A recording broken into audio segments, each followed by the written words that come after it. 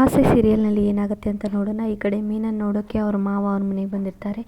ಏನಮ್ಮ ಬಂದುಬಿಟ್ಟು ಒಂದು ಫೋನ್ ಮಾಡಿಲ್ಲ, ಏನಿಲ್ಲ, ನಾನೇನು ನಿನ್ನನ್ನು ಕರೆಯೋಕ್ಕೆ ಅಂತ ಬಂದಿಲ್ಲ, ನಾನು ಮಾತಾಡೋದನ್ನು ಪೂರ್ತಿಯಾಗಿ ಕೇಳಿಸ್ಕೊ ಸೊಸೆ ಅಂತ ಹೇಳಿಬಿಟ್ಟು ಅವ್ರ ಮಾವ ಹೇಳ್ತಾರೆ. ಅದಕ್ಕೆ ಹೇಳಿ ಮಾವ ಅಂತ ಮೀನಾ ಹೇಳ್ತಾಳೆ. ಏನಮ್ಮ ಬಂದಿದ್ದೀಯಾ, ಆದರೆ ಒಂದು ಕಾಲ್ ಮಾಡಿಬಿಟ್ಟು ಮಾವ ಹೇಗಿದ್ದೀರಾ ಅಂತ ಕೂಡ ಕೇಳಿಲ್ವಲ್ಲ ಅಮ್ಮ, ಅಷ್ಟು ಬೇಡಾಗ್ಬಿಟ್ವಾ ನಾವು, ಏನಾಗಿದೆ ಅಂತ ನನ್ನ ಮುಂದೆ ಆದರೂ ಹೇಳಮ್ಮ, ಸೂರ್ಯನ ಮುಂದೆ ಅವನು ಹುಡುಕು ಬುದ್ಧಿ ಹಾಗೆ ಮಾಡಿದ್ದಾನೆ, ಅವನ ಬಗ್ಗೆ ನಿನಗೆಲ್ಲ ಸರಿಯಾಗಿ ಗೊತ್ತು, ಆದರೂ ಕೂಡ ಯಾಕಮ್ಮ ಹೀಗೆ ಮಾಡ್ತಿದ್ಯಾ, ಏನಾಗಿದೆ, ಪ್ರಾಬ್ಲಮ್ ಏನು ಅನ್ನೋದಾದರೆ ನನಗೆ ಹೇಳು, ಇಬ್ಬರು ಸೇರಿ ಸಾಲ್ವ್ ಮಾಡೋಣ, ಬಗೆಹರಿಸ್ಕೊಳ್ಳೋಣ, ಚೆನ್ನಾಗಿರಿ, ಹೀಗೆ ಮಾಡಬೇಡಮ್ಮ ಅಂತ ಅವ್ರ ಮಾವ ಹೇಳ್ತಾರೆ.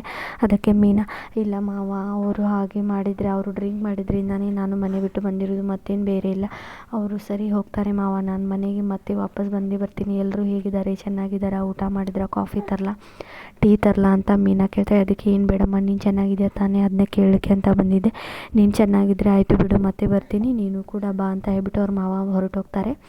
ಆನಂತರ ಈ ಕಡೆ ಮೀನಾ ಅವರು ರೋಹಿಣಿಗೆ ಕಾಲ್ ಮಾಡ್ತಾರೆ. ಏನು ಮನೆಯಲ್ಲಿ ಎಲ್ಲ ಹೇಳಿದ್ರ, ನಾನು ಮನೆಗೆ ಬರ್ಬೋದಾ, ಈಗ ಎಲ್ಲ ಸಾಲ್ವ್ ಆಯಿತಾ ಅಂತ ಮೀನಾ ಕೇಳ್ತಾಳೆ. ಅದಕ್ಕೆ ರೋಹಿಣಿ, ಮೀನಾ ಅವರೇ ಹಾಗೆ ಹೇಗೆ ಮಾಡ್ತಿದ್ದೀರಾ ಹೇಳ್ತೀನಿ, ನನಗೆ ಸ್ವಲ್ಪ ಟೈಮ್ ಕೊಡಿ, ಹಾಗೆ ಮಾಡಬೇಡಿ, ನನ್ನ ಪರಿಸ್ಥಿತಿ ಏನನ್ನೋದೆಲ್ಲ ನಿಮಗೆ ಸರಿಯಾಗಿ ತಿಳಿಸಿದ್ದೀನಿ, ಆದರೂ ಕೂಡ ಯಾಕೆ ಹೀಗೆ ಮಾಡ್ತಿದ್ದೀರಾ, ಇರೋ ಸತ್ಯನೆಲ್ಲ ಹೇಳ್ತೀನಿ, ಆದರೆ ನನಗೆ ಸ್ವಲ್ಪ ಟೈಮ್ ಬೇಕು ಅಂತ ರೋಹಿಣಿ ಹೇಳ್ತಾರೆ.